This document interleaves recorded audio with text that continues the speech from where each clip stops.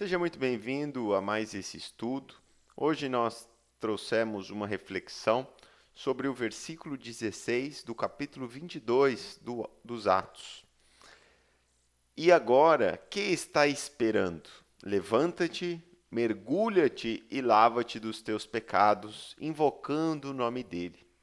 Essa é uma conversa entre Paulo de Tarso, antigamente, né, Saulo, com Ananias. No capítulo 22 de Atos dos Apóstolos, Paulo está contando a sua experiência para uma multidão em Jerusalém, para diversos judeus, contando toda aquela história que ocorreu desde antes da conversão da entrada de Damasco. Nós podemos encontrar essa história no capítulo 9 de Atos, né, em que um jovem chamado Saulo, que perseguia cristãos e estava envolvido no primeiro mártir cristão, que foi Estevão.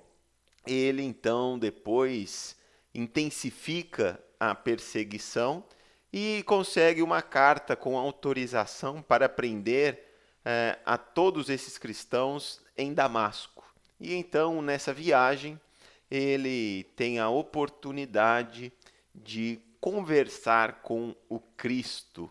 E depois disso, ele inicia uma grande transformação, se tornando um grande trabalhador da divulgação do cristianismo, principalmente para os não-judeus. Então, ele fez 3 grandes viagens divulgando, tanto no Oriente como no Ocidente, a Boa Nova ou a mensagem do Cristo. E ele teve muitos problemas com os judeus, com os doutores da lei, o grupo qual fazia parte, né? Então ele que começou assassinando um cristão, condenando, prendendo vários cristãos, torturando, né, através do sinédrio, ele depois passa também por toda essa situação de perseguição, de ir para um presídio, de ser açoitado,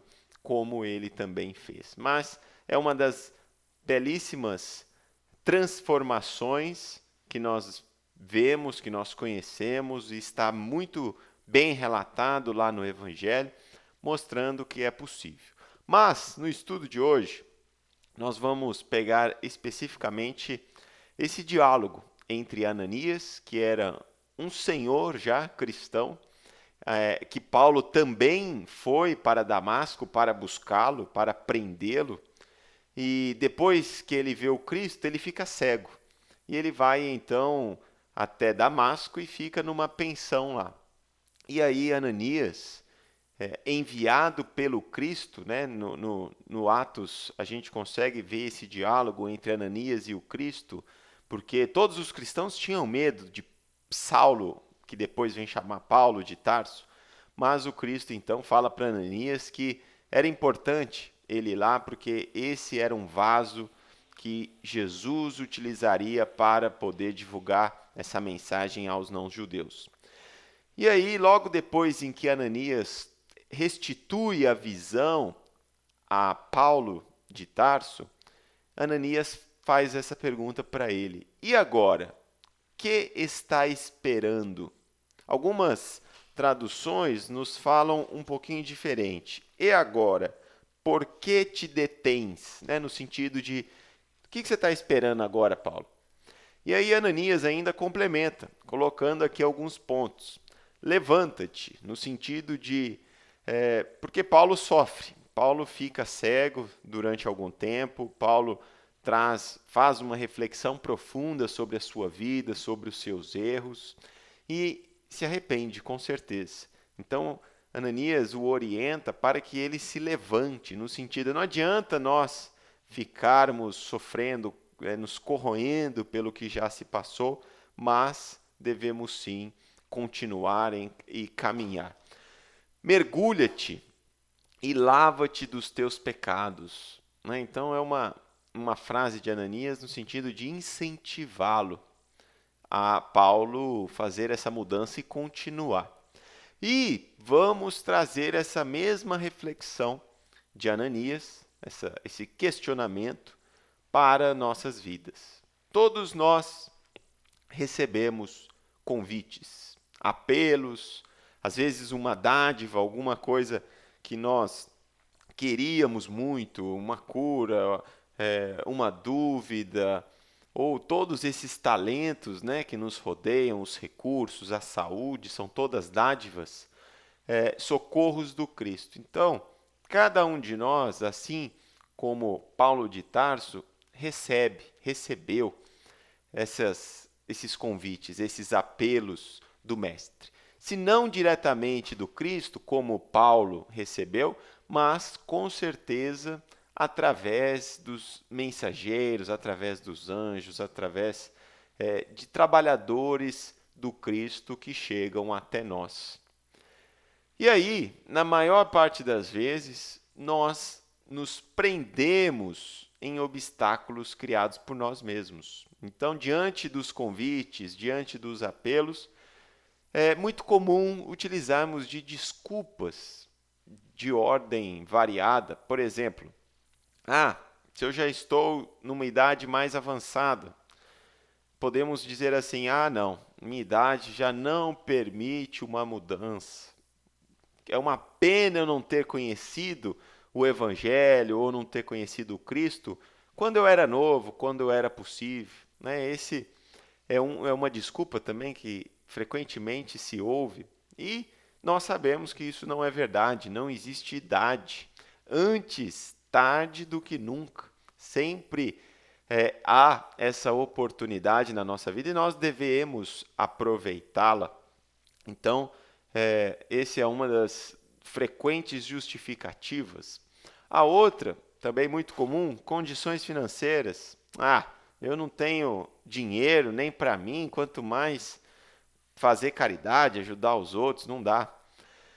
Primeira coisa, né, a gente entende com a mensagem que a caridade não é em doar dinheiro, recursos. A caridade, ela não necessita de nada disso. Ela é indulgência, é tolerância, é perdão, é benevolência. Então, na maior parte das vezes, fazer a caridade não exigirá de nós recurso financeiro nenhum. Muito pelo contrário, o Cristo, que foi quem mais praticou caridade nesse mundo, não possuía nenhuma pedra para apoiar a sua cabeça. Então, esta também não é uma justificativa, né, racional para um convite ou um apelo. Muitas vezes falamos assim, não, vou esperar ter uma maior estabilidade pessoal, profissional, para então começar.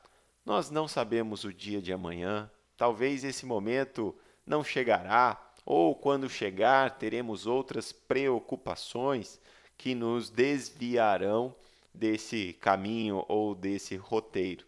Então também não podemos ficar aguardando estar numa situação ideal para iniciar esse trabalho. Devemos fazer isso hoje, agora.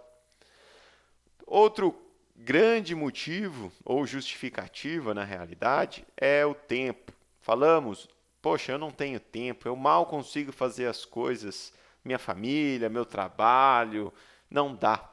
E aí nós precisamos lembrar que, independente para quem, o nosso dia sempre terá 24 horas. E cada um de nós que prioriza aquilo que será feito dentro dessas 24 horas. Então, o tempo todos nós temos, e o tempo é igual para todos nós que aqui estamos, né, nesse planeta. O tempo que o planeta demora para dar uma volta são 24 horas. Mas o que nós temos então que pensar é: isso hoje para mim não é uma prioridade, mas não a falta de tempo. E aí Jesus também traz cuidado, buscai primeiro as coisas para a vida verdadeira, buscai as coisas de Deus, né? As demais lhe serão acrescentadas. Ou a saúde, muitas vezes, não tenho nem saúde, não tenho forças.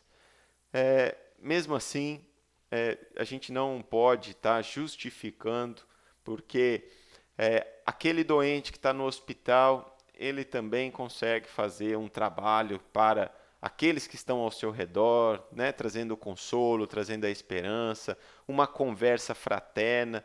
Então, não necessariamente precisaremos estar no auge da nossa saúde ou das nossas forças para se tornar um cristão verdadeiro, independente da situação que estamos passando, da idade que nós temos, das condições financeiras, sempre é momento para uma transformação.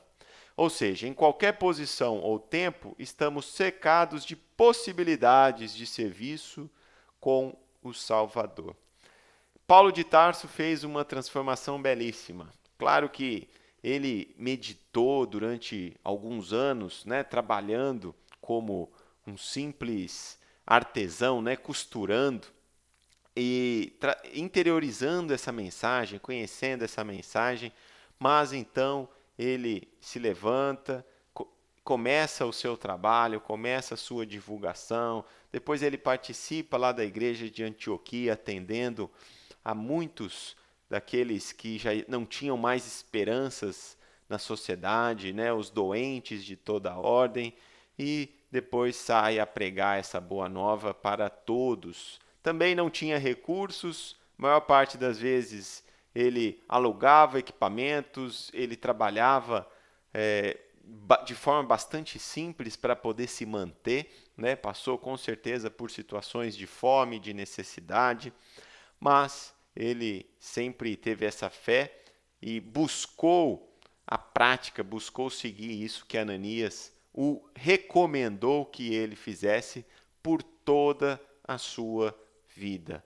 E aí, depois, no final da sua vida, já em Roma, né, depois de pregar também aqui, né, na Itália, na Espanha, ele então é assassinado, ele morre, mas com certeza, com a sensação de serviço, de trabalho cumprido. Obrigado pela atenção e até o próximo estudo.